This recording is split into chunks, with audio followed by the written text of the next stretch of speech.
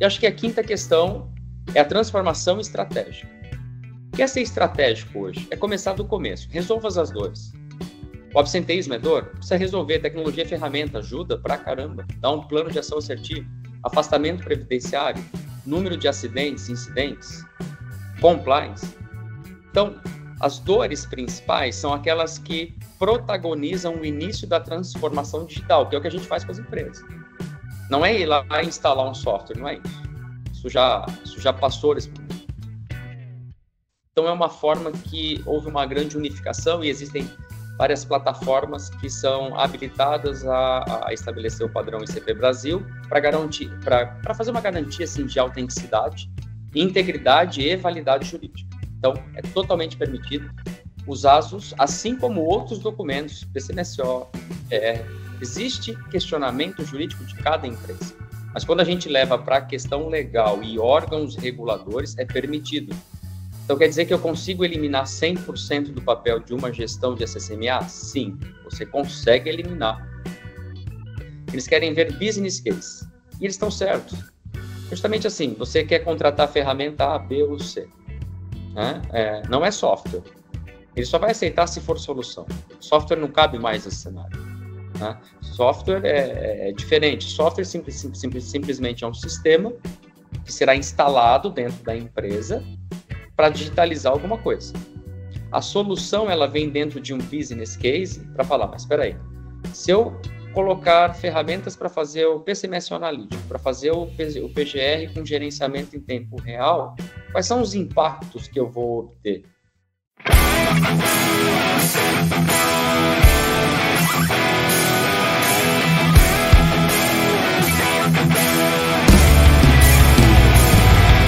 Olá, ouvintes do SSM em Pauta, sejam todos muito bem-vindos a mais um episódio do nosso podcast. E hoje eu terei o prazer de conversar com o Rodrigo Thanos, que é um médico que empreende na área de tecnologia com o objetivo de transformar a maneira como as empresas lidam com saúde, segurança e meio ambiente. Bom, Rodrigo, é um prazer te receber aqui no canal SSM em Pauta, seja muito bem-vindo. Bom dia, Rogério, prazer é meu. Obrigado aí pelo convite. Fico bastante feliz em compartilhar toda a minha jornada, a jornada do que a gente vem realizando aí no mercado, os impactos, e vai ser um bate-papo bastante proveitoso. Legal. Eu sempre peço para o meu convidado para que ele se apresente, contar um pouquinho da trajetória profissional, né? Tu é um médico empreendedor, então tu pode dividir isso com a gente? Claro. Bom, meu nome é Rodrigo Thanos, como o Rogério já comentou, eu sou médico por formação, segui uma carreira bastante acadêmica desde o início da minha faculdade. Fiz residência, sou cirurgião geral, depois fiz cirurgia plástica, fiz 5 anos de residência. E logo ao término dessa minha formação no Brasil, eu fui trabalhar para uma empresa de tecnologia global que é a Carl Zeiss, né? É uma empresa alemã que atua no setor de magnificação de ótica, e em saúde especificamente eles têm um segmento de microscopia. Então eu fui realizar projetos para essa empresa, dei uma boa viajada aí pelo mundo e depois dessa etapa a gente retorna para o Brasil e começa uma jornada empreendedora aí, que é a segunda parte da minha, digamos, formação, só que essa formação é mais por natureza, né? O empreendedor acaba, por iniciativas específicas, ele acaba desenvolvendo algumas ações, alguns planejamentos aí para a vida, né? Pois é, isso que eu já ia pegar esse gancho, até uma curiosidade, né? Não é comum a gente ver médicos empreendedores é comum, mas médicos empreendendo na área de tecnologia não é, pelo menos que eu tenha conhecimento, não é tão comum. De onde que veio esse interesse de ter trabalhado numa empresa de tecnologia? Talvez seja, mas pode compartilhar com a gente, Rodrigo? Claro, eu acho que esse é um ponto, né? Dando sequência nessa história. O primeiro país que a Zeiss me colocou para fazer os projetos foi na Índia. Foi muito interessante, foi uma experiência muito única. E aí a gente lida com grandes populações, os países mais populosos do mundo, grandes problemas, grandes situações a serem resolvidas, grandes desafios, mas ao mesmo tempo um país muito tecnológico. Isso chama bastante atenção, um contraste muito grande.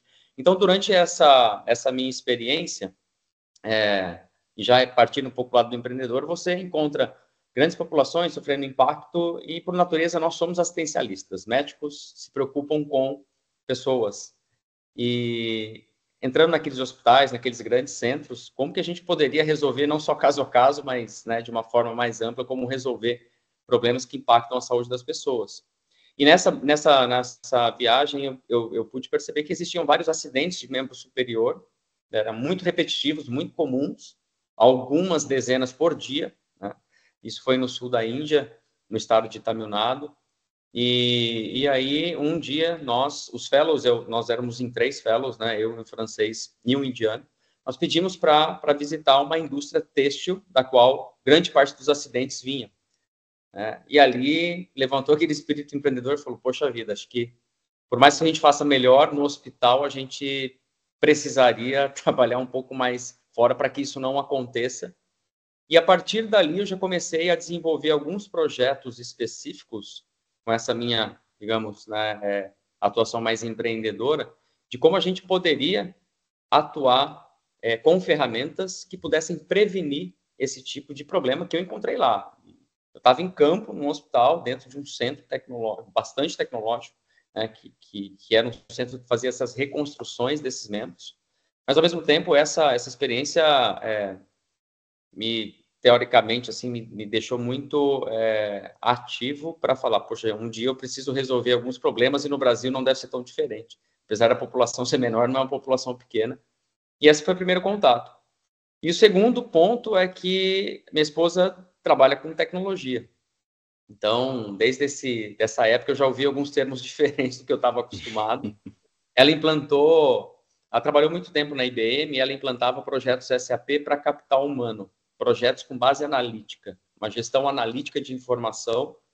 E eu sempre questionava, olhava aqueles gráficos, aquela tela escura, ela rodando, falei, poxa, é um negócio interessante, mas é muito fora do que a gente faz. Então, somando as experiências e alguns propósitos pessoais de vida, assim, a tecnologia ela entra como uma grande ferramenta, é a junção do humano, do espírito de resolver problemas, de resolver situações difíceis numa escala muito grande, com ferramentas que possam evitar problemas, ou ferramentas que possam fazer um monitoramento contínuo quando o problema já ocorreu, para que ele não ocorra novamente ou para que a gente consiga conter danos maiores. Então, acho que tem propósito, tem muito estudo, tem muitas iniciativas e, basicamente, é isso que também me fez fazer essa transição de carreira, uma transição de campo de hospital para uma transição de gestão, mas saúde e segurança é um tema que eu sou apaixonado e trabalho só com isso, né? Legal, tu sabe que eu atuo, né, na gestão de ECCM aí há mais de 20 anos, já utilizei diversos softwares, ferramentas, né, que na verdade nunca me atenderam plenamente a necessidade como gestor.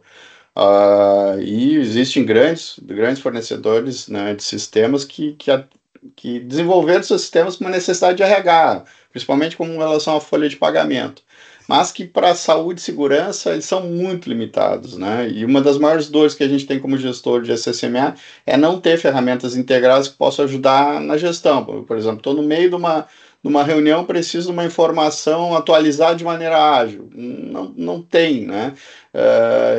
E esse processo de digitalização, eu entendo que passou por uma primeira etapa, e tu me corrija se eu estiver errado, mas eu entendo que passou por uma primeira etapa que era trazer os dados do papel para dentro do computador, vamos dizer assim, sem uma inteligência por trás. Só que isso começou já há bastante tempo, né? Então, tu pode explicar as diferenças de tecnologias que existem no mercado e o que está sendo feito de diferente na plataforma da Livon?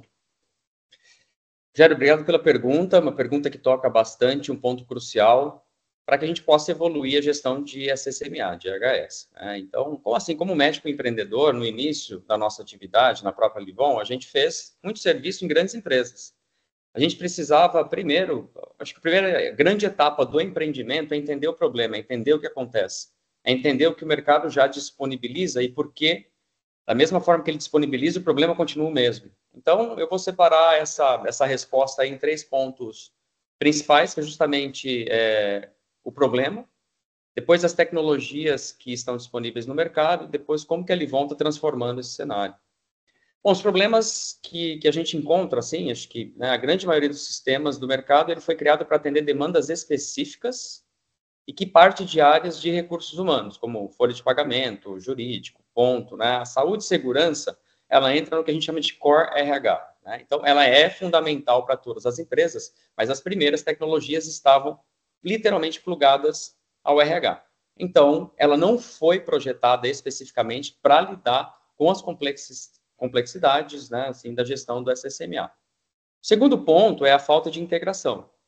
Então, por mais que a empresa tenha tecnologia, ela tem silos. Ela pode fazer gestão de incidentes em uma ferramenta, ela faz controle de EPIs em outra ferramenta, os profissionais de saúde, os médicos fazem ASO em outra ferramenta, isso são silos.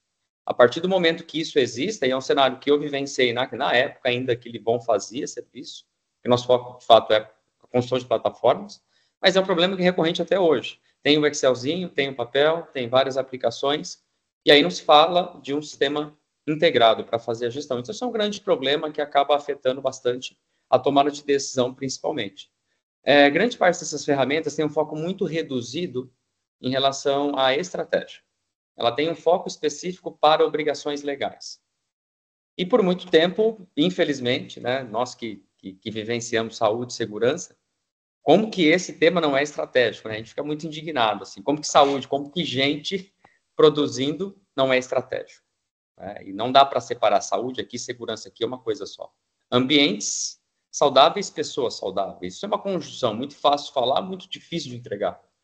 Então, se eu só fizer a regra, se eu só tiver o meu PCMSO em dia, ASO em dia, PGR em dia, no PDF, serve para nada. A não ser para uma fiscalização que até então era o fiscal ir na empresa. Hoje nós estamos falando de um e-social, um grande processo. O governo saiu na frente. O governo digitalizou primeiro que as empresas. E quais são os impactos? Eu não gosto de falar muito dessa questão de multa, disso, aqui. O impacto é estratégico. O impacto é competitividade. O impacto é quem sai na frente para posicionar melhor o seu time, a sua empresa, nas melhores oportunidades do mercado. É disso que a gente está falando. E acho que tem um ponto também ainda como problema. Quantas vezes você já deve ter vivenciado isso aí, né? Você pede para o teu time ficar levantando o dado. Faz uma busca para mim, não existe mais isso. Você pede para o teu time clicar e gerar um dash para vocês discutirem. Quando tu não está numa reunião e te pergunta uma coisa e tu manda mensagem pedindo para o time te mandar a informação, né? Então... Isso tem que ser tempo real. Isso. Grandes populações, alto grau de risco, grandes impactos. Como que a gente tem uma semana? Não tem horas para fazer isso. Então, eu acho que eu levantei os principais pontos em relação ao problema. Mas o segundo ponto é justamente em relação às tecnologias disponíveis. Então, como eu comecei comentando ali, as primeiras iniciativas saíram das grandes empresas dos ERPs. Resumindo assim, as empresas que faziam folha de pagamento. Então, essas empresas desenvolveram uma extensão, que a gente chama de add-on, assim, para ponto, que é um negócio fundamental, e também para saúde e segurança. A questão é que isso não é especializado, não há foco nisso. A proporção entre investimento em folha e ponto é infinitamente superior à saúde e segurança e meio ambiente. São três áreas extremamente complexas, né? Elas não são especializadas. Então, isso também gerou alguns dos problemas que foram citados, mas a grande falta de especialização e essa falta de modularização ou falta de especificidades para a área, ela gerou grandes impactos, né? Além de customizações. Ela não vai customizar, ela não vai preparar. A gente tem, atualmente no Brasil, 38 NRs. A gente tem regulamentações focadas em saúde, especificamente fora das NRs. Nós temos a Lei Geral de Proteção de Dados, que a gente trabalha com dado muito sensível. E elas não vão fazer com a velocidade que precisa fazer algo específico para essa SMA. Então, esse é um ponto. Com essa oportunidade, algumas empresas, elas focaram especificamente em desenvolver nesse nicho específico que estava faltando. Elas foram lá, né, grandes iniciativas iniciaram ali no início dos 2000, final dos 90, Então, softwares específicos para saúde e segurança, que foram e são muito utilizados até hoje.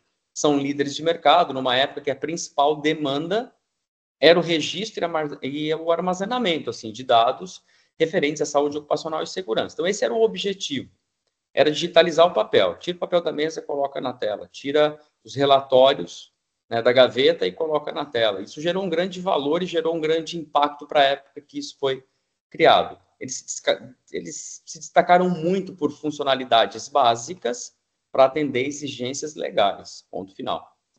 A partir do momento que o mercado começou a se movimentar, que estrategicamente você começa a ter uma cobrança muito maior, você começa a ver as limitações que também essas ferramentas começaram a apresentar. Como, por exemplo, interface. A interface é a tela, você está olhando uma tela, né? Você tem que engajar o usuário para que ele use a ferramenta. Você tem que criar uma experiência para que ele, de fato, tenha vontade de abrir a tela do computador, do tablet, do celular e usar. E essas plataformas não evoluíram para isso. Então, você tem um baixo uso das ferramentas, né? O baixo engajamento é um dos pontos que você tem grandes gargalos para fazer uma otimização de um processo. Você tem uma flexibilidade também muito baixa. Você tem que estar conectado a outras tecnologias. Você tem que estar conectado ao sistema de folha. Você tem que estar conectado a ferramentas, por exemplo, como o IoT. Você tem que estar conectado com ferramentas de ponto. Enfim, você tem que ter uma flexibilidade muito maior para essas conexões, para que o processo fique mais íntegro. E você tem uns updates e atualizações muito lentas. Então, a partir do momento que os ERPs desenvolvem módulos para essa SMA, não supre. Ferramentas nascem com o objetivo de digitalizar o papel, atender normas. Você tem agora uma terceira fase, que é passar tudo isso para uma gestão estratégica. E, obviamente, né, por serem ferramentas já muito grandes, elas falam, calma lá, pô, customizar, desenvolver, integrar, são coisas muito de uma época, eu vou falar um nome, talvez muitos não conhecem, que é o SaaS, é o Software as a Service, né? Essa questão de nuvem, de estar disponíveis em vários dispositivos, de ter uma interface amigável, uma navegação fácil, isso é um conceito muito novo. A primeira ferramenta no mundo que lançou esse conceito é o Salesforce, uma ferramenta de vendas no CRM, né? E ele fez todos os aprendizados, o Salesforce nasce em 2000, ou seja, um cenário novo. A gente está vivenciando isso agora. Eu acho que as ferramentas que foram disponíveis justamente tiveram essas questões. E o terceiro ponto, comentar um pouquinho o que a Livon está fazendo. Primeiro, nós somos especializados.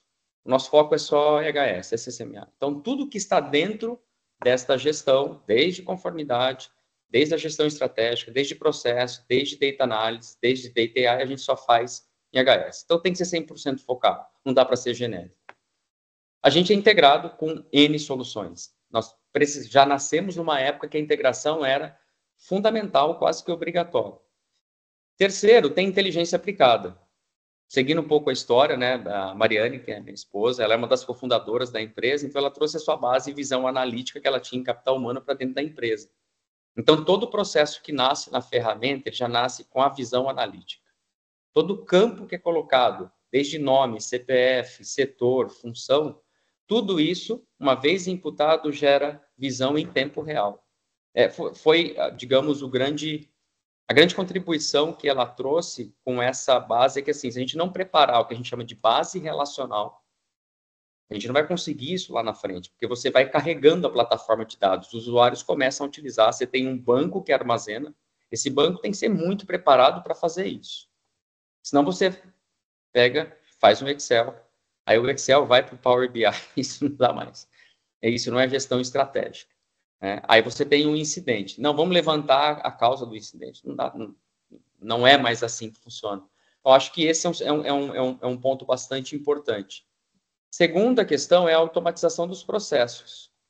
Uma vez alimentado, consumido, na verdade, de um software de folha, o nome do colaborador, setor, função, cargo, não precisa ninguém ficar repetindo todas essas alimentações daqui para frente. Mesmo porque um dos papéis da tecnologia no ecossistema é evitar o erro humano. Toda vez que você flexibiliza muito, então quer dizer que lá na Folha o setor que ele trabalha é o setor de produção 3 e a função dele é operador de produção 1. Quer dizer que se eu puder editar isso no meu trajeto, eu mudo o ASO, eu mudo a entrega de EPIs, eu posso cometer erros que, teoricamente, não é para acontecer, porque se na Folha ele tem uma especificidade, e aí você tem várias situações, estou citando um exemplo muito simples, que a automação não seja repetitivo, onde não pode ser, porque em escala vai errar. Segundo, o processo inicia e termina com menos cliques possíveis, rápidos, ágeis. E terceiro, para quem precisa tomar decisão, a partir desse processo tem uma visão em tempo real. Isso é automatização. E isso torna-se estratégico dentro de N indicadores que qualquer empresa pode ter. O quarto, foco na experiência, sim, eu acho que está muito embedado no conceito de SaaS, né? Está muito vinculado, então não se desenvolve uma... SaaS não é só nuvem, isso é legal colocar, né, para o pessoal. Isso é um dos critérios, a mobilidade, né? Não estar naqueles servidores físicos, né? Está armazenado em nuvem que você pode ter acesso, mas a experiência é a interface. Pô, é difícil clicar, é difícil achar um campo, e isso não acaba nunca. Por mais que a gente ache que a nossa interface é amigável, quando você pega, a gente tem profissionais específicos no time de desenvolvimento, ele fala, isso dá para melhorar. Né? Ou seja, ainda tem muito clique, então tem otimizações que são contínuas. Nunca vai estar bom o suficiente para engajar o usuário. E acho que a quinta questão é a transformação estratégica. Quer ser estratégico hoje? É começar do começo. Resolva as dores. O absenteísmo é dor? Precisa resolver. Tecnologia e ferramenta ajuda pra caramba. Dá um plano de ação assertivo. Afastamento previdenciário, número de acidentes, incidentes, compliance. Então, as dores principais são aquelas que protagonizam o início da transformação digital, que é o que a gente faz com as empresas. Não é ir lá e instalar um software, não é isso. Isso já passou nesse momento. É escutar, é ouvir, é acoplar uma solução a uma dor, a um problema. E aí, quando você tem o primeiro impacto, você passa para a segunda camada e para a terceira, até a gente chegar em sustentabilidade.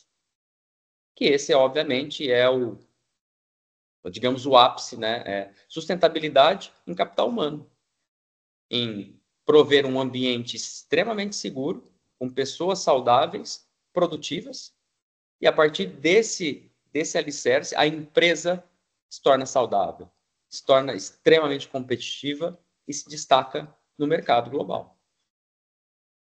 Legal. Eu ainda vejo muitas barreiras na transformação digital na nossa área, principalmente na área de saúde, né? E eu tenho experiência como gestor de saúde há muito tempo. E um exemplo clássico que eu vejo são empresas que utilizam ainda sistema de gerenciamento de PCMSO, que no final da consulta o médico imprime o ASO, né? É uma coisa maluca de se entender. Porém, com o tempo, né, e passar por uma situação bem específica, eu entendi um pouco né, desse resguardo do médico, né, porque existe fornecedor no mercado que não atende, né, os requisitos mínimos de segurança que são exigidos, por exemplo, pelo Conselho Federal de Medicina, né, onde pode, inclusive, alterar um ASO após emitido. Então, por isso que alguns médicos realmente eles imprimem o ASO para garantia porque eles estão trabalhando né, com informações sensíveis, né, tem toda a questão de ética médica, enfim. O que a plataforma da Livon faz diferente? Eu sei que ela, né, que permite a emissão digital dos ASOS, mas eu queria entender, Rodrigo, isso é permitido por lei? Também existe o nível de segurança necessário exigido pelo Conselho Federal de Medicina? E o que os médicos, né, quem executa isso, acham da solução da Livon? Perfeito. Não, você trouxe pontos extremamente relevantes que ilustram aí as barreiras na transformação digital. Em saúde ocupacional, né? Você trouxe muitos termos aí de saúde e segurança, acho que é relativamente semelhante, Rogério. Assim, a gente tem conversado com os profissionais de saúde, segurança, com profissionais de TI, né? Mas a gente vê que as barreiras são muito semelhantes. Até lembra, depois eu vou explicar um pouco, responder as tuas perguntas, mas eu queria compartilhar uma imagem que ilustra a principal barreira para a transformação digital. Você sabe que o mercado se comporta da seguinte forma, né? Vamos se comportar com inércia, não faz nada. Ou seja, não coloca ferramenta, não troca, não substitui, né? Ou simplesmente vamos manter no Excel mesmo, vamos manter no papel. Então, você tem barreiras, né, que é simplesmente manter o tradicionalismo para evitar riscos. Só que a gente fez alguns estudos, né, com empresas de tecnologia e não fazer nada tem custo. Então, essa é a grande questão, custo mesmo, custo. Né? Você vai perder competitividade, você vai perder posicionamento, o teu produto vai ficar mais caro, e a gente consegue provar isso. Né? Porque, dentre as variáveis que você tem executando ações no dia a dia nas empresas, capital humano é aquela que, estrategicamente, você consegue posicionar melhor. Pessoas respondem muito bem à adoção de novos processos, desde que sejam estruturados, desde que sejam qualificados, desde que haja ferramentas necessárias para executá-los. Sempre ferramenta é por último. É gente, processo e ferramenta. Sempre. Sempre. Então, dentro dessa visão, eu vou projetar aí uma imagem, mas no final, respondendo a tua pergunta, o ASO digital, ou digamos, a emissão digital do ASO, né, ela é permitida por lei, tá? Então, segundo o Conselho Federal de Medicina, toda essa mudança, essa catalisação assim, de processos, né, ela inicia na pandemia, num momento não muito adequado, mas 2021, o Conselho, assim como outros documentos, se você lembrar, a prescrição médica, as receitas, não poderiam ser digitais. Né? Então, foi nessa época que ele lançou uma normativa de que, sim, receitas, atestados médicos e o ASO poderia, mas, obviamente, ele colocou critérios para validar de qual forma, de que maneira que as ferramentas têm que se adequar para fazer essa emissão e para que seja seguro. Tem que ter regra. Não dá para simplesmente, sim, pode fazer da forma que vocês querem, coloque qualquer carimbo digital. Então, sim, ele é permitido. E esses documentos, eles precisam estar certificados no padrão ICP Brasil. Então, é uma forma que houve uma grande unificação e existem várias plataformas que são habilitadas a estabelecer o padrão ICP Brasil para fazer uma garantia assim, de autenticidade, integridade e validade jurídica. Então, é totalmente permitido. Os ASOs, assim como outros documentos, PCMSO, existe questionamento jurídico de cada empresa. Mas quando a gente leva para a questão legal e órgãos reguladores, é permitido. Então, quer dizer que eu consigo eliminar 100% do papel de uma gestão de SSMA? Sim, você consegue eliminar. Vai quebrando aos poucos cada barreira e provando que existe fundamentação para cada item, mesmo porque acho que a principal, depois da questão da pandemia, a validação do ICP Brasil para toda essa série de documentações, precisamos lembrar que a LGPD também entrou em vigor nesse momento. A Lei Geral de Proteção de Dados, principalmente para dados sensíveis, e acho que eu não conheço outro dado tão sensível quanto o dado de saúde, ela preconiza que o titular, o funcionário da empresa, o colaborador, ele é o dono do dado. Ele precisa ter acesso. E existem as ferramentas, as plataformas como nós, que somos operadores. Nós temos responsabilidade legal em manter este dado seguro. E os controladores são as empresas. Elas também precisam. Então, são 3 atores que precisam estar alinhados. Então, aquele prontuário em papel que a secretária tem acesso, isso já não é compliant com a LGPD. Isso já se quebra por aí. Então, o Excel que todo mundo abre, que tem muito prontuário, que tem muita informação sensível, isso já é uma questão bastante crítica em relação à compliance. E a partir daí, o CFM coloca, o Conselho Federal de Medicina coloca eu vou citar alguns pontos assim, que são importantes. Ele considera que seria ao menos necessário que essas plataformas tivessem um nível de segurança 2. E aí ele coloca vários pontos, mas vamos colocar alguns aqui, né?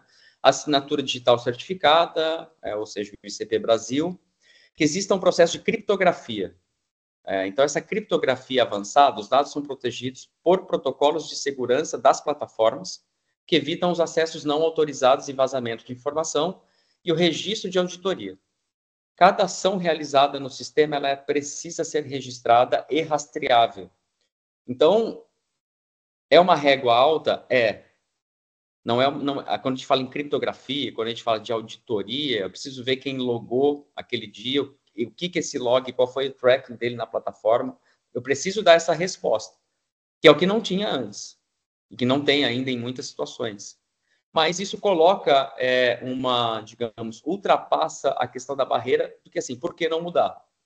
E aí justamente eu quero trazer essa imagem aqui, né, do que é não fazer nada, e já trazendo esse termo dessa parte de compliance. Vamos falar só disso, se esse é um tema importante, a gente vai trazer essa imagem, eu acho que vai ilustrar muito bem. Perfeito. Então, acho que o tema aqui é superando a estagnação, né? A inércia ou qualquer coisa que refere-se a não fazer nada, tá? Então, olhando um pouco o histórico aqui, no eixo X, a gente tem o tempo, né? Então, vamos iniciar aqui com os anos 2000, onde existiram essas plataformas que fizeram transformação. Isso aqui, o eixo Y, ele significa valor para o negócio. Não vamos colocar números, né? Mas ele gerou um valor bastante significativo. Só de tirar esse papel da mesa, só de fazer integrações entre processos de saúde e segurança, ele gera um valor bastante significativo.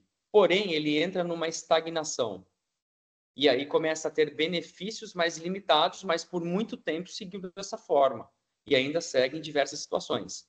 E aqui, geralmente, existe uma parada em relação à troca, à tomada de decisão, a partir de processos, digamos, mais transformacional em relação à digitalização. E aí a gente começa a ver isso aqui. Então, as soluções mais tradicionais, primeiro, elas não têm nem conformidade regulatória, como foi citado há pouco. Segundo, ela não posiciona a empresa competitivamente à frente, porque ela não consegue resolver dor, ela não consegue resolver os principais impactos. Você perceber numa carreira aí que você, com certeza, já tem mais de 20 anos de carreira, os problemas devem ser muito semelhantes ao que você tinha lá nos anos 2000. E uma questão de vulnerabilidade de segurança, porque o dado hoje, ele é um ativo para essas empresas. Querendo ou não, circulam muito dados, não só em SSMA, em gestão de capital humano, logística, financeiro. Então, todos esses dados são ativos e aí a gente tem um risco financeiro, um risco operacional e uma perda estratégica e reputacional.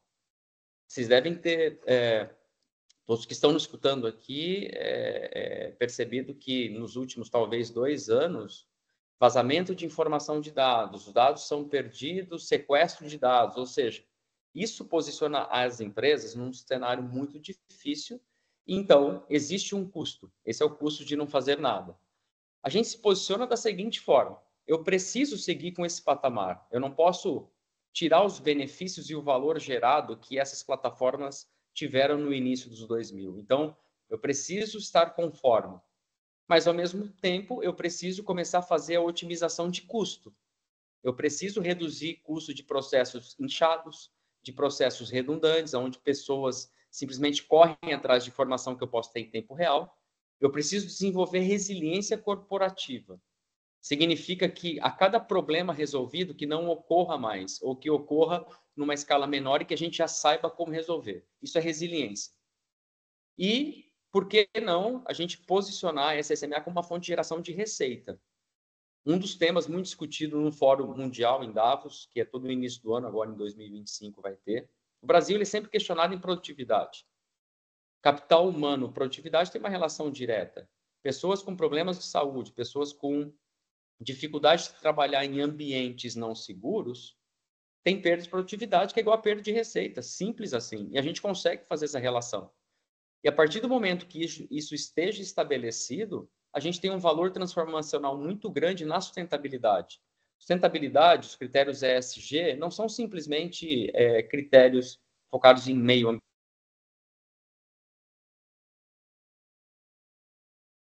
Sustentabilidade em capital humano é fazer com que essas pessoas estejam saudáveis, produtivas, tenham bem-estar. O clima organizacional é estratégico e precisa ser sustentável. Você está trabalhando numa área de produção, você tem um acidente gravíssimo do teu lado e você tem, em muitas situações, a não continuidade desse colaborador, um aposentado ou até um óbito. Como fica o clima organizacional? Como não relacionar saúde e segurança neste tema estratégico? tem passos até lá. Compliance, resiliência, resolve problemas. Nascem outros. Continue resolvendo problemas. Mas de tal maneira que, quando a gente olha hoje um relatório de sustentabilidade, né, empresas listadas aí praticamente são obrigatórias, vai ter o padrão agora no final de 2025, a própria B3 tem padrões específicos para reporte. E a gente só vê redução no número de acidentes, a gente só vê, não que isso não seja importante, mas tem muito mais. Né? E essa redução realmente veio a partir de um plano de ação ou não? Ou simplesmente reduziu porque não aconteceu o incidente? Então, a gente tem que partir para níveis um pouco mais estratégicos e hoje é totalmente possível e eu chego a colocar como entusiasta da área quase necessário. Bom, Rodrigo, e agora eu vou para a pergunta que todo profissional de saúde, segurança e meio ambiente quer saber, né, que é a pergunta central aqui desse nosso bate-papo. Como que é possível reduzir custos através da transformação digital em SSMA ou em HS, né?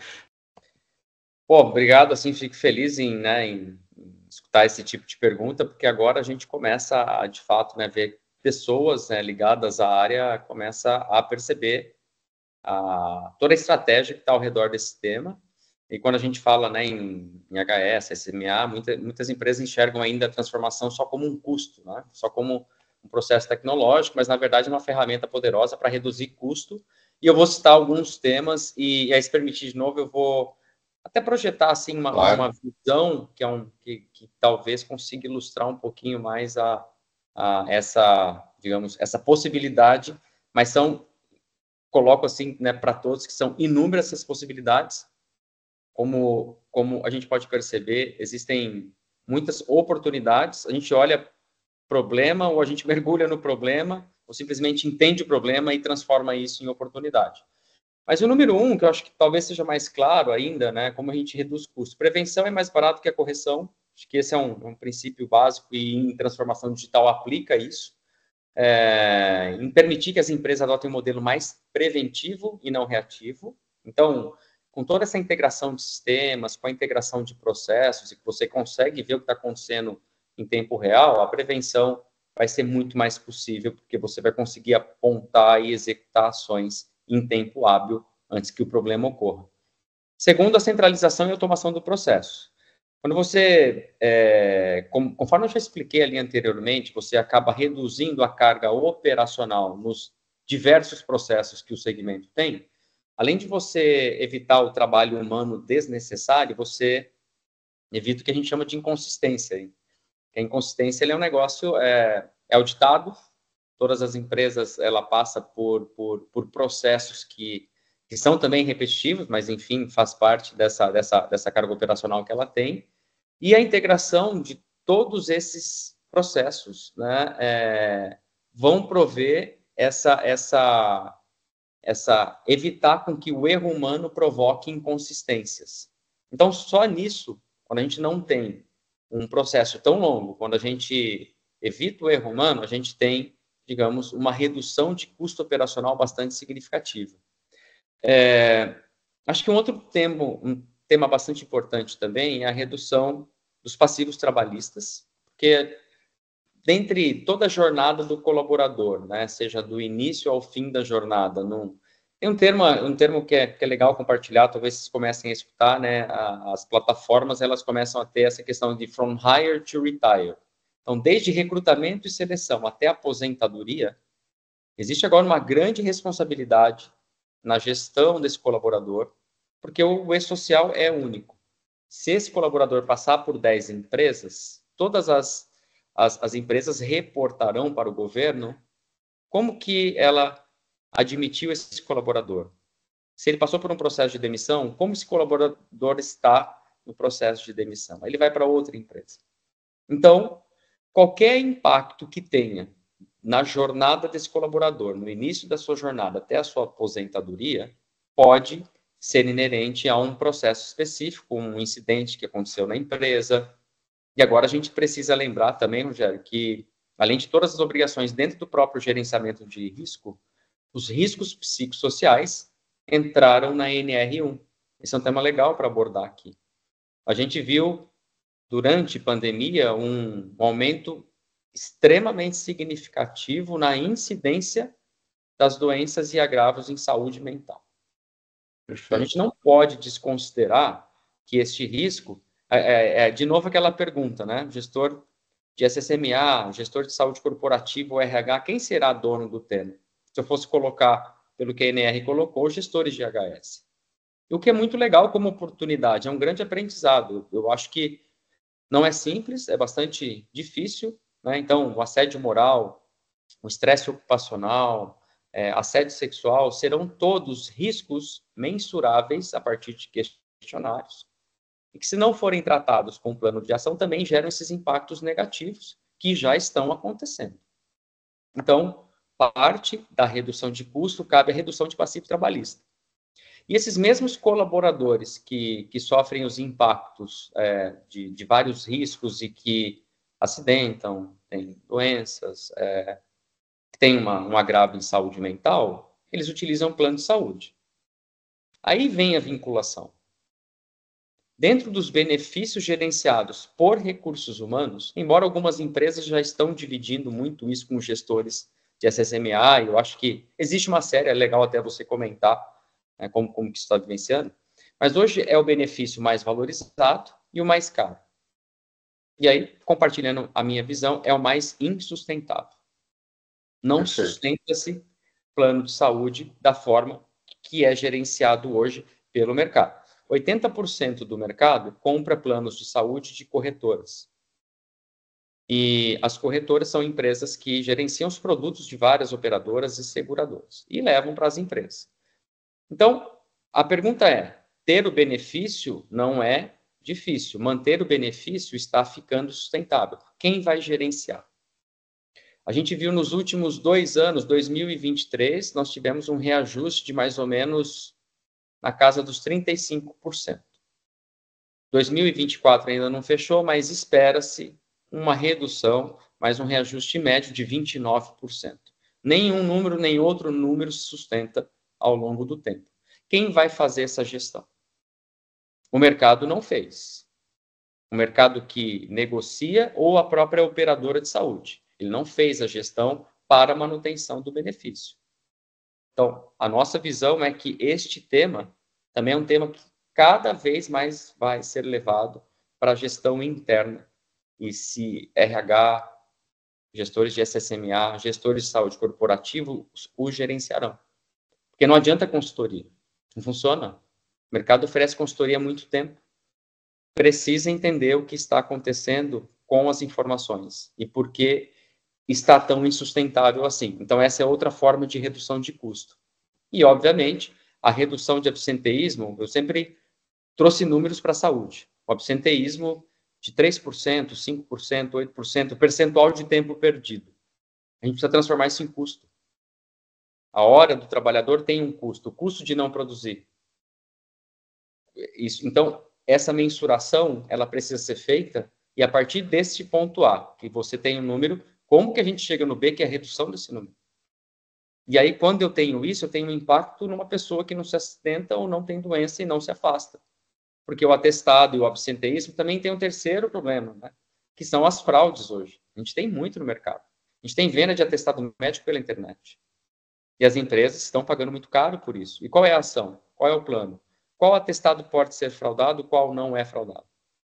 Então, tudo isso faz parte de um grande ecossistema. A SSMA se estendeu muito além. Então, a redução de custo ela é muito clara a partir do momento que eu tenho iniciativas para fazer toda essa gestão, além da gestão de desperdícios, o controle de EPIs, por exemplo. Né? Você tem toda uma questão de vencimento do CA, vencimento do próprio fabricante, vida útil. Então, você tem, resumindo, problemas a serem resolvidos que custam caro: absenteísmo, afastamento, plano de saúde. Otimização dos processos com redução de custo operacional. Geração de receita, aumento de produtividade. E esse último tema, redução de desperdício. Então, são esses pontos. Né? E eu vou trazer aqui só essa visão bem rapidinho aí para que a gente possa ilustrar. Eu vou só anonimizar o nome das empresas. Imagine que a gente tem hoje um PCMSO, né, lá no PDF, dentro da gaveta ou dentro de algum lugar, e que isso é digitalizado. Mas, na verdade, o PCMSO analítico é isso aqui. É uma tela que mostra o número total de ASOS, qual é o número de admissões periódicos, demissionais, a curva de tempo, tá? olha que interessante. Se eu preciso colocar uma avaliação qualitativa e quantitativa para o governo no E-Social através dos exames complementares previstos no programa, no PCMSO, eu preciso saber quais são normais, quais são estáveis, quais são alterados. E o gestor tem que ter essa visão. Aqui, nesse caso, eu tenho hemogramas laranja, são normais, e esses aqui são alterados. As audiometrias, essas são alteradas e aqui são normais. E eu quero saber quais os setores. Se eu trouxesse só essas 3 visões, Rogério, você como gestor ali, saberia que os exames complementares que estão alterados na função operador de produção 1, dentro dos sais de cobalto e níquel, você já tem um plano de ação. Porque pessoas que estão nesse setor estão tendo doenças específicas. E aí a gente vê uma redução de só nessa visão, em 3 abas que a gente abre e olha, eu tenho um plano de ação extremamente efetivo. E se eu rodar a plataforma daqui a pouco, pode mudar o gráfico, porque pessoas estão fazendo processos, estão mandando evento para o social, estão fazendo exames admissionais, demissionais, periódicos. Né? Eu consigo ver qual é o setor e a sazonalidade do acidente do trabalho. A CAT é um evento do E-Social, o evento 2210. Então, a partir do momento que eu tenha toda essa perspectiva, eu já tenho redução de custo. E se a gente partir agora para o PGR, tendo uma visão, quais são os principais agentes causadores? É uma visão diferente, porque se eu tenho que o principal agente causador aqui, por exemplo, dentro de um setor é o ruído, está tendo alguma falha? É o EPI, não estão utilizando? Quando esse agente foi imputado no programa? Qual é a classificação, se tolerável, não tolerável? Dentro de uma perspectiva, agora, falando um pouquinho já, né? O PGR está em dia? O PCMSO está em dia? Então, todas essas formas gerencia em tempo real o problema. Aqui eu consigo ter uma visão de quais riscos são toleráveis e quais são intoleráveis. Aonde eu vou ter que atuar de uma forma mais efetiva? Quanto vai custar meu plano de ação? Eu preciso de planos de ação que custem cada vez menos, com impacto cada vez maiores para mostrar o ROI, o retorno sobre investimento. O absenteísmo, quando ele ocorre? Qual setor que ele ocorre? Claro que isso é uma base analítica muito ainda pequena, porque tem muito mais, mas você percebe que só de olhar 2, 3 visões, os gestores já acionam. Eles já conseguem pôr a mão. Então, você tangibiliza retorno sobre investimento. As empresas de tecnologia costumam pedir hoje, né, as empresas não, os gestores de tecnologia que estão nas empresas, eles querem ver business case. E eles estão certos. Justamente assim, você quer contratar a ferramenta A, B ou C. Né? Não é software. Ele só vai aceitar se for solução. Software não cabe mais nesse cenário. Né? Software é diferente. Software simplesmente é um sistema que será instalado dentro da empresa para digitalizar alguma coisa.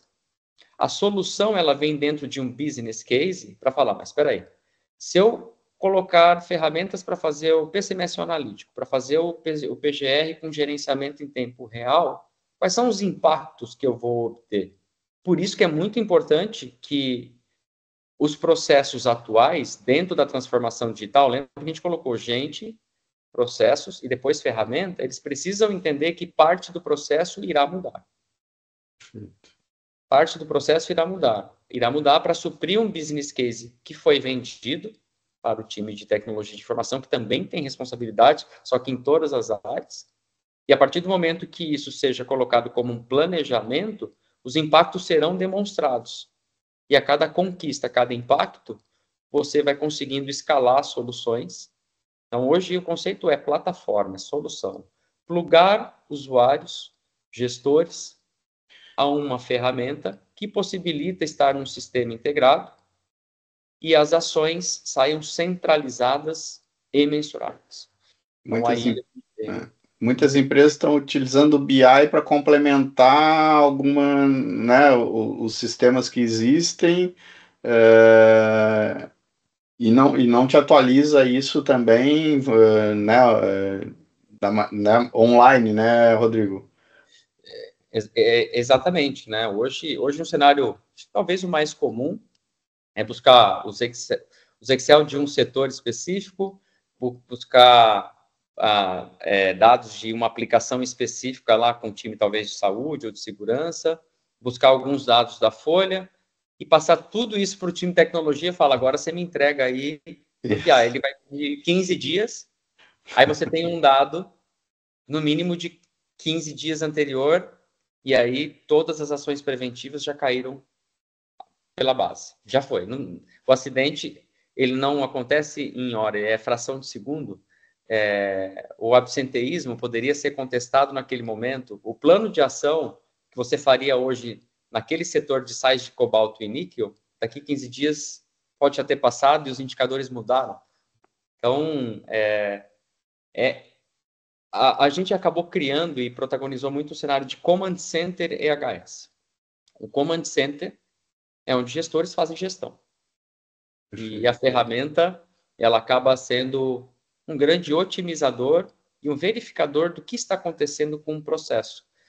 E um ponto muito importante para empresas que são especializadas e cada vez precisarão ser mais. A gente está vendo agora subespecialização, né? Não há possibilidade de qualquer empresa, e assim foi a nossa experiência, né?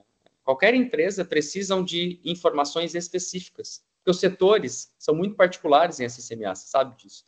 A gente está falando de manufatura, a gente está falando de química, a gente está falando de agro, a gente está falando de serviço. SCMA não é uma coisa só.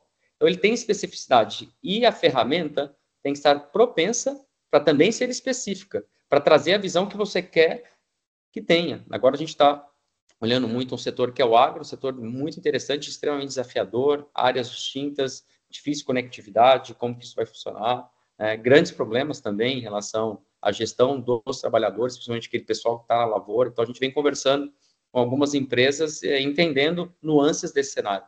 Com certeza, essa base, desde o processo até a visualização do dado, ela acaba mudando bastante.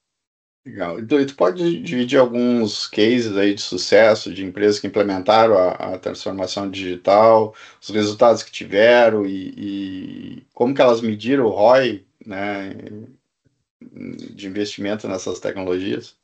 Não, vou citar cases assim distintos. A gente tem, digamos, aí, muitos cases em diversos setores, mas a gente começou muito com manufatura, com o setor automobilístico, né, onde tem grandes problemas e grandes impactos. E um que eu tenho, né, liberdade de colocar o nome da empresa é o case da General Motors. A gente fez um case, foi apresentado globalmente para a gestão em Detroit, trouxe um impacto muito grande para a nossa empresa, mas obviamente a gente estava buscando o impacto em capital humano, né, em pessoas, onde a gente conseguiu fazer uma integração de jornada assistencial ocupacional. A ferramenta catalisou esse processo, uma junção, ou seja, através dos periódicos, os colaboradores também fariam toda a tua parte de coordenação de cuidados. Então, se eles eram doentes crônicos, se eles tinham alguma ação preventiva, programa de saúde da mulher, através dos periódicos, e a ferramenta supriu essas necessidades. Mas o objetivo final da GM, dentro desse processo, eram dois: a redução do custo com o plano de saúde e redução do absenteísmo. Então, a gente, pelo contrário, a gente não limitou portas, a gente abriu uma porta a mais, que era uma porta só compliance, era só fazer ASO, para uma porta cuidar da saúde. Com isso, a gente teve um retorno de 1 para 3,3. A cada real investido, foi 3,3 de saving. A gente começou a ter saving a partir do 8º mês e a gente consolidou 3,3 em 24 meses de programa. Então, claro que o nível de maturidade foi subindo, a gente fazia os comitês trimestrais a cada quarto para mostrar os impactos e fomos corrigindo a rota durante todo esse processo, mas o resultado foi muito interessante. O segundo case, numa indústria têxtil, onde estava com esse absenteísmo de 8,6% numa área de difícil acesso. O 8,6% significava 2,8 milhões ao ano de absenteísmo numa indústria relativamente pequena, com 950 colaboradores. Então, algo estava acontecendo, a gente simplesmente digitalizou desde a entrada do atestado médico até o processo de verificação e as políticas, e como a máquina ajudava a validar possíveis fraudes, atestados incompatíveis, a doença, o CID, com o número de dias dispendido, e ao mesmo tempo que a população começou também a ter esse cuidado junto com os exames periódicos, exames ocupacionais. Então, a partir daí, a gente teve um retorno de 1 para 4,2, né? Ou seja, para cada real investido, deixa de gastar. Hoje, o absenteísmo da empresa está em 2,3%, que ainda a gente fala, pô, tem espaço para mais, a gente consegue, digamos, inserir, né, muitas iniciativas, mas é processo de transformação digital, e não instalar software, não fazer a virada do jogo e comunica, agora muda de ferramenta, não, isso é processo de transformação, por isso que a gente acredita que as otimizações são contínuas. E um case também muito legal de uma indústria química, onde a gente atuou muito na gestão dos afastados previdenciários, né? É um problema muito sério para as empresas. A gente sabe toda aquela divisão, se tem uma relação acidentária, não tem uma relação, mas o FAP é o imposto, né? O fator acidentário de prevenção é o imposto. Então, por mais que já tenha muito tempo no mercado, poucos gerenciam, e gerenciam porque ele ainda está sem dono na empresa, é RH, é SSMA, é saúde. Então, ainda não tem uma resposta, mas boa parte do nosso trabalho são coletar dados externos. A gente precisa trazer, porque as empresas têm acesso. Muitas delas não utilizam. Então, a gente tem que trazer para a base dados do DataPrev, dados do FAP Web, dados do plano de saúde. Quantas vezes a gente agora está fazendo uma grande implementação numa empresa do setor logístico, na qual o nosso desafio, nós vamos gerar impacto em plano de saúde em 3 meses. Esse foi o desafio colocado e a gente tem certeza que vai entregar. Por quê? Porque muitas vezes a empresa não sabe que tem direito a acessar esse dado é dela. LGPD influencia, claro. Então, empresas desse porte, todas têm médicos, eles podem assinar, eles recebem dados sensíveis, são responsáveis por essa informação. Então, dentro desse processo, numa indústria química, onde tinha esses afastados previdenciários com FAP nas alturas, e a gente sabe que o FAP demora para redução, mas o retorno ao trabalho, muitos desses afastados já nem pertenciam mais à empresa e não estava atualizado no DataPrev. Simplesmente uma questão de inconsistência, né? O CPF não está mais no CNPJ, e isso já cai. Mas eu acho que o grande catalisador ali foi entender qual era o setor da empresa que mais gerou os afastamentos. E tinha um grande, digamos, uma grande falha na entrega de EPIs e algumas máquinas e equipamentos que estavam causando o mesmo dano. Grande parte dos problemas eram pneumopatias crônicas, né, doença respiratória, por contato com químicos bastante, digamos, patogênicos, né, causadores de doença. Então, o primeiro ponto é estanca o problema. Vamos abordar esses afastados, a busca do afastado, quanto mais tempo é mais difícil, né? Mas a ferramenta possibilitou somar dados do setor, função, cargo, afastamento, FAP Web, e aí você tem um plano de ação assertivo. Então, são cases que trouxeram resultados bastante significativos, além de outros aí, até com otimização de processo. Imagina que fazer o gerenciamento de ASO hoje em escala também é problema. Nossa. Tem que chegar para o RH, chega no colaborador, atrasou, se não tem o ASO no processo admissional, ele não pode começar a trabalhar. Gente, isso tudo é digital. O colaborador tem o acesso ao ASO dele. O médico, ele simplesmente tem que preencher um documento e fazer uma consulta para gerenciar risco. Então, é isso que a gente coloca dentro de processos como reduzir carga operacional. Perfeito. Isso é um grande gargalo, né, no processo de contratação, a questão do exame médico, enfim, até por recurso, né, existente, né, então se tu conseguir otimizar, produtividade vem junto, né. A gente já está quase finalizando nosso bate-papo aqui, Rodrigo, mas eu sempre gosto de entender um pouco do futuro, o que vem por aí, né, quais as principais tendências, o que tu vê de inovação quando a gente fala em transformação digital em HS. Legal. Vamos começar pela bola da vez aí, inteligência artificial. É uma realidade, acho que não é nem futuro mais. A grande questão ainda é que é um cenário muito hype, né? Nós queremos inteligência artificial, mas calma, tem que começar pelo começo. A gente iniciou nosso processo, a gente tem uma autoridade muito grande dentro de base analítica, dados relacionais, a gente começou assim, né? E a inteligência artificial, ela vem. Eu vou separar ela em 3 momentos. Assim. Acho que o primeiro momento é o que a gente chama de engenharia do prompt. É o que todo mundo está usando no chat GPT. É como que essa engenharia de prompt entra nas plataformas e consegue evitar o erro. A primeira iniciativa que a gente fez agora, recentemente publicada, setores e funções. Um negócio tão simples, né? Aquela questão de preencher o setor que trabalha, a função. Existem barreiras aí, né? Setor, não sei se você sabia, mas dentro do E-Social ele admite até 99 caracteres e função 999. Então, tudo que passe disso vai dar problema, vai dar inconsistência, o evento vem com erro e E você sabe que não existe uma tabela de setores e funções. Você pode pegar o CBO, alguma coisa, mas não tem uma tabela, não tem um padrão. Então, a nossa primeira AI, ela foi muito focada justamente nessa questão. A máquina, você, com 1 ou 2 termos, ela consegue gerar descrições que primeiro são compliant com o E-Social e que, de fato, melhor descrevem. A nossa base de dados é muito grande, então ela tem uma assertividade muito boa e é só o começo. A gente sempre teve, assim, Rogério, como alicerce dentro. A gente trabalha num setor de muito impacto com grandes responsabilidades. Não dá para brincar de AI. Uma descrição dessa incorreta, você concorda que lá no PPP na frente vai dar problema? Vai dar problema. Uma aposentadoria especial. Então, essa é a grande, digamos, bola da vez. E a inteligência artificial, ela está dentro do próprio sistema, né? O cara não tem que estar saindo e lá, entrando no chat GPT para voltar para a plataforma, não. Ela está dentro da própria plataforma, do campo que tu vai preencher. Exato. Ela já entra com critério de navegabilidade e usabilidade. Ela precisa ser extremamente fácil. É algo que ela também... você não pode ficar saindo e utilizando bases. Nós somos cobrados por estar à frente em relação a state of art em tecnologia, né? Então, quando a gente começou os estudos, a gente tem profissionais especializados no tema, não são desenvolvedores, né? Então, tem uma separação em desenvolvedores lá de interface, de front-end, de back-end, que trabalha com base de dados, tem uma série de habilidades, mas esse especificamente a gente pegou pessoas que tiveram uma experiência significativa no mercado, trabalhando com grande volume de dados, para começar do início, como um MVP, como um produto mínimo viável. Né? E a gente testou por alguns meses para ver se, de fato, a gente precisou treinar a máquina.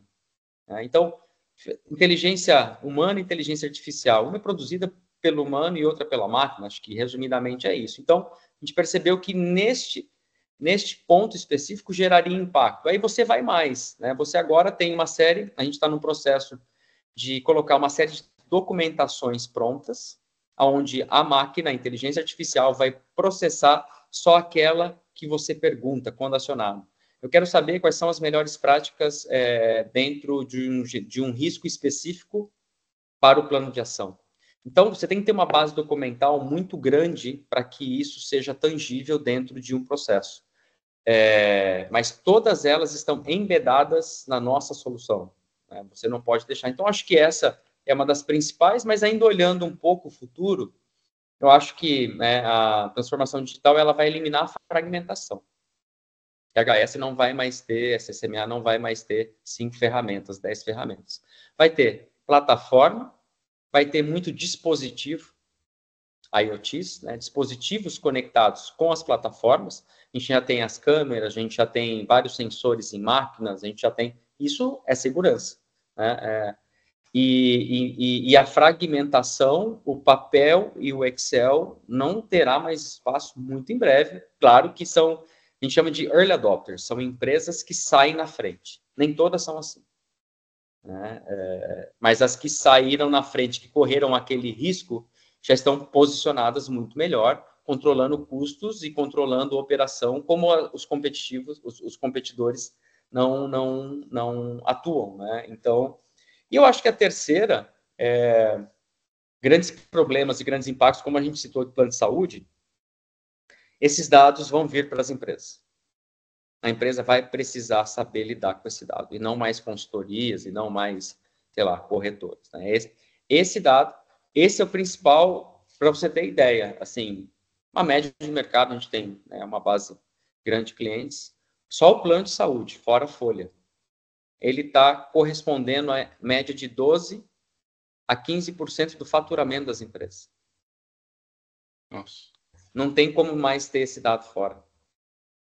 Isso aí, se isso não for estratégico, né, o que será estratégico dentro de um benefício que pode parar a empresa? Quando você troca de plano de saúde, não para, mas muda clima.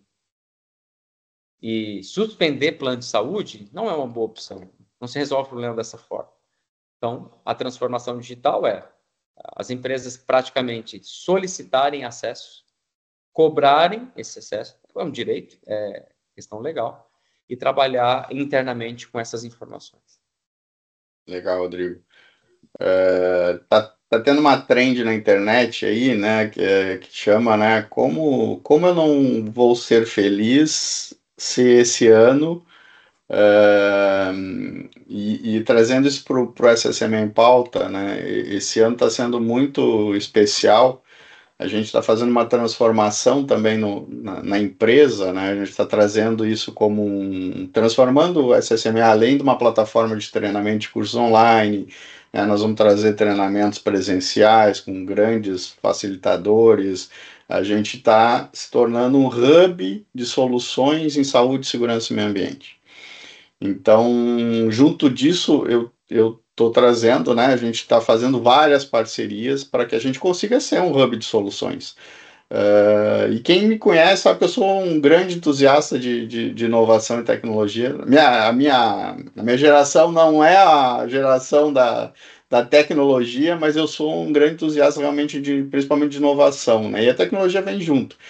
E por isso que, em primeira mão aqui para o meu público, eu quero anunciar que eu estou muito feliz, né, que a gente está iniciando uma parceria, SSM em Pauta e Livon, que eu tenho certeza que vai ser uma parceria de muito sucesso.